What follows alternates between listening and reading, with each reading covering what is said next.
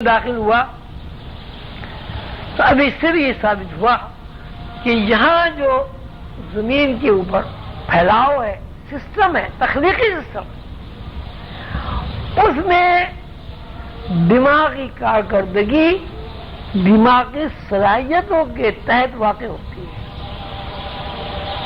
جتنا جس میں دماغی صلاحیت موجود ہوگی اسی حساب سے وہ ممتاز مقام حاصل کر لے گا، اور دماغی صلاحیت اور دماغی کارکردگی ظاہر تابع علم کے۔ آپ کو علم ہی نہیں آتا تو آپ مثلا ایک مزدور میں اور ایک بینک کے مینیجر میں کیوں فرق ہوتا ہے؟ مزدور اسکول نہیں جاتا، پڑھتا نہیں ہے، یا اسے پڑھنے کے حالات نہیں میسر آتے، وہ ساری زندگی بیچارہ زمین کھودتا رہتا ہے دھوپ میں، اس کو زیادہ سے زیادہ آپ 100 روپے روز دے دیں گے۔ لیکن ایک آدمی جو دماغی صلاحیتوں کو استعمال کرتا ہے اس کی تنخواہ ہوتی ہے 50,000 روپے، 60,000 روپے مہینہ۔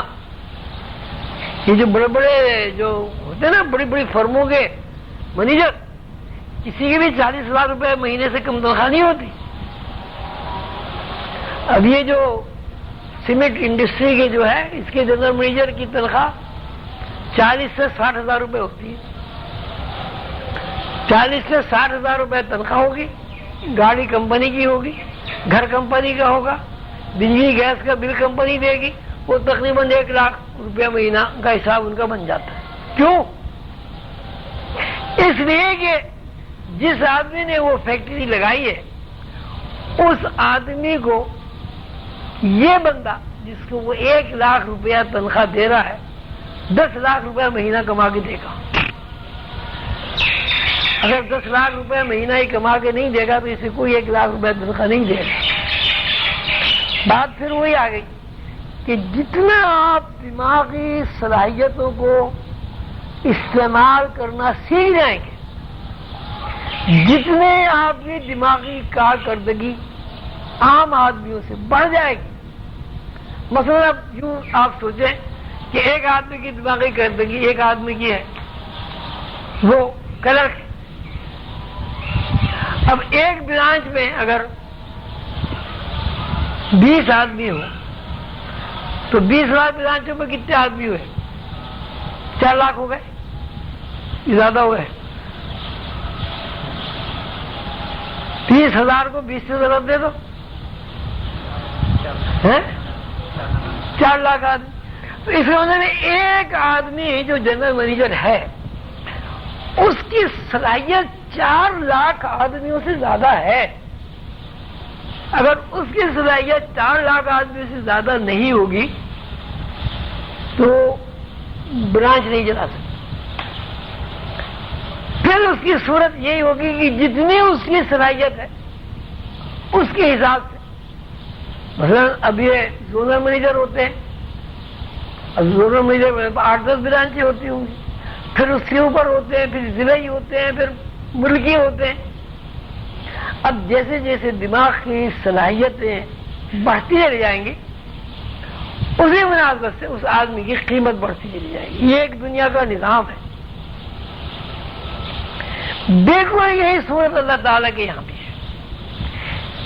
جس مناسبت سے انسان کی روحانی صلاحیت بڑھتی چلی جائے گی۔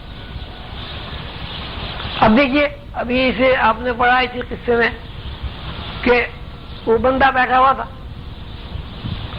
اس نے کہا صاحب اس سے پہلے کہ آپ کی پلک جھپ کے بلقیس کا تخت موجود ہو جائے گا۔ ابھی حضرت سلیمان علیہ السلام نے یہ نہیں کہا کہ ہاں وہ تخت لا کر پیش کر دو۔ پلک جھپکی، آنکھ کھلی تو تخت موجود تھا۔ اب یہ بھی ایک دماغی صلاحیت ہے کہ اس بندے نے جب یہ ارادہ کیا کہ بس تخت مجھے اسی وقت یہاں چاہیے، وہ تمام دنیا کے وسائل ایک جگہ جمع ہو کر روشنیوں میں تحلیل ہو گئے، اور روشنیوں میں تحلیل ہو کے وہ جب اس کا مظاہرہ ہوا وہاں دربار میں تو تخت موجود تھا۔ میل کا فاصلہ تقریباً بتاتے ہیں، 2700-2800 میل کا فاصلہ بتاتے ہیں وہاں سے، بیت المقدس سے یمن کا غالباً۔ اب آپ دیکھیں کہ اس نے ابھی نہ تو یہ کہا کہ بھائی تخت آ جائے، نہ کوئی آرڈر کیا اس نے، نہ موسیٰ علیہ السلام کی اجازت کا اس نے انتظار کیا کہ اچھا بھائی لاؤ لے آؤ، بس اس نے سوچا کہ یہاں تک ہونا چاہیے، سیکنڈوں کے ہزارویں بلکہ لاکھویں حصے میں وہ تو رفتار کے موجود ہو گیا۔ اب اس کی یہ دماغی صلاحیت ہے کہ موسیٰ ایسا حضرت سلیمان علیہ السلام کے دربار میں ایسے بھی لوگ ہیں۔ اب وہ بندہ یہ کہتا ہے کہ اس میں کوئی گھبرانے کی، کوئی پریشان ہونے کی، کوئی حیران ہونے کی کوئی بات نہیں ہے، میرے اندر روحانی صلاحیتیں بیدار متعلق ہو گئی ہیں، میرے پاس علم الکتاب ہے۔ علم الکتاب کا کیا مطلب؟ یعنی میرے اندر اللہ تعالیٰ نے غیبی علوم کا ذخیرہ کر دیا ہے۔ اب یہ بھی ایک صلاحیت ہے۔ اسی طرح آپ کو اور بہت سارے واقعات میں اگر غور کریں بہت ساری چیزیں ملیں گی۔ حضرت موسیٰ علیہ السلام کا قصہ، اس خضر بندے کا قصہ۔ موسیٰ علیہ السلام ایک جلیل القدر پیغمبر ہے، صاحب کتاب پیغمبر ہے۔